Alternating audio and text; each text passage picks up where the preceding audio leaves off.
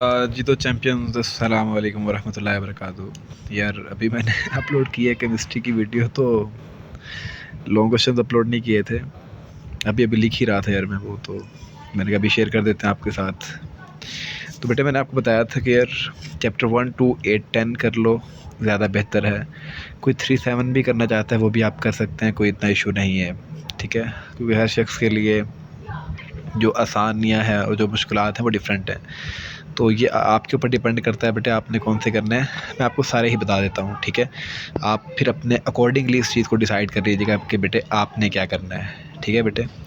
तो मैं आपसे पहले 1 के 2 के 3 के 7 8 10 इन 6 के 6 चैप्टर्स के जो लॉन्ग बनते हैं, कोई मैक्सिमम 10 12 बनते हैं, मैक्सिमम 15 बन जाएंगे, इससे ज़्यादा नहीं है। तो मैं आपसे बेटे शेयर कर देता हूँ, आपने उनको अच्छे से कर लेना है। जी तो बच्चों आपके पास सबसे जो पहला सवाल है चैप्टर नंबर 1 का, वो है कि डिफाइन सोल्यूशन। सोल्यूशन क्या होता है? Right 4 characteristics of true solution.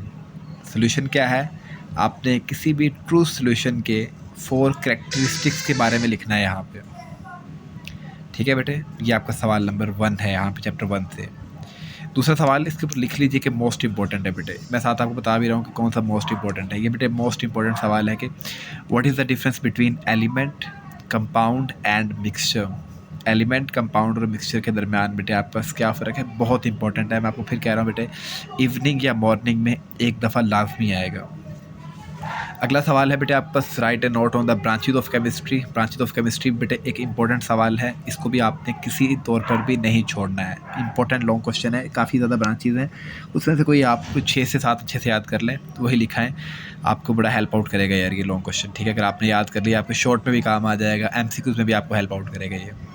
फिर बेटे अगला सवाल है कि define suspension, give the few characteristics of it. ये इतना इंपॉर्टेंट नहीं है, आप इसको पढ़ लेना है। इसके अलावा यहाँ पे ना एक क्वेश्चन और भी बनता है इस चैप्टर के अंदर, सैचुरेटेड और अनसैचुरेटेड सॉल्यूशन के हवाले से, वो शॉर्ट क्वेश्चन है। तो मतलब बात करने का इस चैप्टर में जो मोस्ट इंपॉर्टेंट क्वेश्चन है ना, वो ये 2 सवाल हैं, इसको तो आपने किसी तौर पर भी नहीं छोड़ना है, ठीक है। बाकी अगर लक ना हो बंदे की, फिर नहीं पता चलता यार कि क्या पेपर में आया है और क्या नहीं आया है। जी तो बच्चों मूव करते चैप्टर नंबर 2 के ऊपर। यार चैप्टर नंबर 2 का जो पहला सवाल है कि how cathode rays are produced, write the major characteristics. Cathode rays बेटे आपको कैसे प्रोड्यूस करवाई जाती हैं, आपने उसके मेजर कैरेक्टरिस्टिक्स के बारे में लिखना है। क्वेश्चन नंबर 2 है बेटे आपके पास कि explain how the canal rays are produced. Cathode rays canal rays वाले में से एक सवाल लाजमी आएगा बेटे, लिख लो इन दोनों के ऊपर, ये मोस्ट इंपॉर्टेंट सवाल है, ठीक है। इसको आपने अच्छे से करना है। तीसरा सवाल है बेटे आपके पास कि write experiment of Rutherford to discover nucleus, what were the results. बेटे एक्सपेरिमेंट क्या था रदरफोर्ड का, जो उसने न्यूक्लियस को डिस्कवर किया, उसके रिजल्ट्स क्या थे, आपने वो लिखने हैं। इसके बाद बेटे मोस्ट इंपॉर्टेंट क्वेश्चन है आपसे मैं जो शेयर कर रहा हूँ यहाँ पे, स्टेट बोहर्स एटॉमिक मॉडल। इसके ऊपर लिख लीजिएगा मोस्ट इंपॉर्टेंट, ठीक है। कहते हैं इस क्वेश्चन के बारे में कि यार इसने तो आना ही आना है, ये कुछ वैसा सवाल है आपके पास, state the Bohr's atomic model, ठीक है बच्चे यहाँ पे। तो ये चैप्टर 1 और 2 के मैंने आपसे क्वेश्चन शेयर कर दिए हैं। अब नेक्स्ट चलते हैं बेटे चैप्टर नंबर 3 की तरफ। नेक्स्ट बेटे आपका चैप्टर नंबर 3 में सिर्फ 2 लॉन्ग क्वेश्चन हैं, यही इंपॉर्टेंट हैं, यही आपको आने हैं। पहला सवाल है कि right A short note on the ionic and covalent bond with types. बेटे आयनिक कोवलेंट बॉन्ड की टाइप्स भी होती हैं, आपको पता है कि यार आपने उनके बारे में भी लिखना है। लाइक सिंगल कोवलेंट बॉन्ड है, डबल कोवलेंट बॉन्ड है, ट्रिपल कोवलेंट बॉन्ड है, ठीक है। और आयनिक बॉन्ड के हवाले से आपने लिखना है। और बेटे आपका अगला सवाल ये हाइड्रोजन बॉन्डिंग वाला सवाल है, इंटरमोलिकुलर फोर्सेस की टर्म में भी वो आपसे यही क्वेश्चन पूछ सकता है, तो बेटे आपने इसको भी बहुत अच्छे से कर लेना है, ठीक है। हाइड्रोजन बॉन्डिंग पूछ ले या इंटरमोलिकुलर फोर्सेस पूछ ले, तो ऑलमोस्ट एक ही जैसा आपको इसका यहाँ पे आंसर जो है वो बन जाएगा, ठीक है। क्योंकि हाइड्रोजन बॉन्डिंग भी इंटरमोलिकुलर फोर्सेस की वजह से ही तो होती है आपके पास। तो अगर बच्चों आपको यहाँ तक चीज़ें समझ आ चुकी हैं, ये दोनों ही इंपॉर्टेंट है बेटे, ये भी इंपॉर्टेंट है और ये भी बेटे आपका क्या यहाँ पे इंपॉर्टेंट है। तो बच्चों अब चलते हैं आप लोग चैप्टर नंबर 7 की तरफ। तो बेटे चैप्टर नंबर 7 के अंदर सिर्फ 2 लॉन्ग क्वेश्चन है जो आपने करने हैं। पहला बेटे आपका state on a note on the Arrhenius and Bronsted theory concept of acid and base. ये मोस्ट इंपॉर्टेंट है बेटे, लाजमी लगेगा, लाजमी आएगा, मैं गारंटी से आपको ये बात कह रहा हूँ। हो सकता है कि मॉर्निंग में आर्हीनियस आ जाए, इवनिंग में ब्राउनस्टीन डोरी आ जाए। और discuss the chemical properties of acid and base. ये भी बेटे आपको क्या है यहाँ पे मोस्ट इंपॉर्टेंट क्वेश्चन है।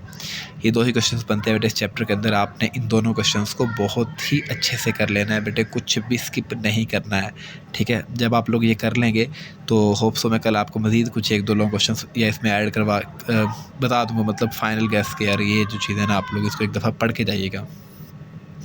इसके बाद बेटे हम लोग चलते हैं चैप्टर नंबर 8 की तरफ। तो चैप्टर नंबर 8 के अंदर यह कोई 2-4 सवाल हैं वो आपको बता देते हैं। पहला सवाल है कि discuss the period and groups in modern periodic table, ठीक है। आपने इसके ऊपर लिखना है, आसान सा सवाल है, पीरियड क्या होता है, ग्रुप क्या होता है यार। उसके बाद बेटे आपके पास कि how many blocks of elements are present in modern periodic table, are this blocks helpful in studying properties of element. बेटे आपके पास कितने ब्लॉक्स हैं, क्या ये ब्लॉक्स हेल्पफुल हैं स्टडी करने में आपको या नहीं है, आपने बेटे इसके ऊपर लिखना है यहाँ पे पीरियोडिक टेबल के हवाले से। अगला सवाल है बेटे एटॉमिक रेडियस क्या है, आयनाइजेशन एनर्जी क्या है, इलेक्ट्रॉन एफिनिटी क्या है। ये भी बड़ा इंपॉर्टेंट सवाल है, आपने इसको बेटे बहुत अच्छे से यहाँ पे कर लेना है। अगर बच्चों आप लोगों ने वो मेरी नज़र में दोबारा फिर से वो शेर आ गया है, वो जिसकी रोशनी कच्चे घरों तक भी पहुँचती है, ना वो सूरज निकलता है ना अपने दिन बदलते हैं। मैं और आप उसी दिन की तलाश में हैं, उसी दिन के लिए मेहनत कर रहे हैं। तो हम लोग इंशाल्लाह मेहनत अल्लाह ने हमारे लिए रखी है, हम मेहनत करते रहेंगे, ठीक है।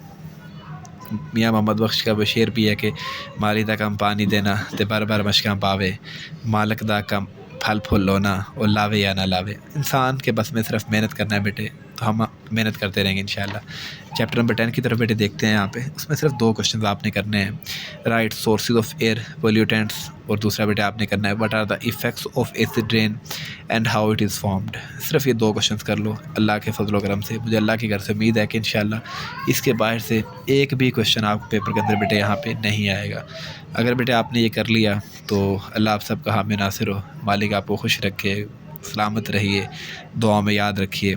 ये कोई 8-10 क्वेश्चन है लॉन्ग, आप ये कर लें इंशाल्लाह आपके 18 आउट ऑफ 18 मार्क्स जो हैं बोर्ड में ये कंफर्म हो जाएंगे।